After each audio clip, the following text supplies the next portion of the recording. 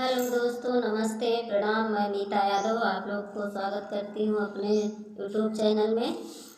मैं एक नाच की सुना रही हूँ। आप लोग को कैसा लगा कमेंट बॉक्स में बताइएगा और शेयर सब्सक्राइब करिएगा। बरसाना काली बादरिया भरन दा हमारी, भरन दा हमारी गगरिया। बरसाना काली बादरिया भरन दा हमारी, भरन दा हमारी गगरिया। पनिया से हमारी अंग भीगी जाई, पनिया से हमारी अंग भीगी जाई, भीगी जाई हमारी चुनरिया। भरन दा हमारी, भरन दा हमारी गगरिया।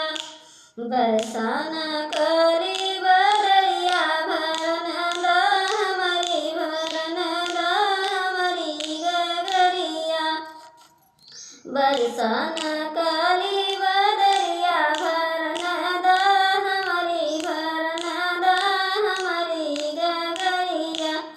चुनर भीगी जाई है तरहिया ना सूझे, चुनर भीगी जाई है तरहिया ना सूझे।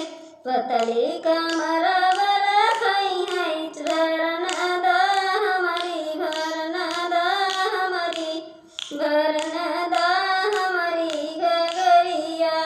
बरसाना काली बादरिया भरन दा हमारी, भरन दा हमारी गगरिया।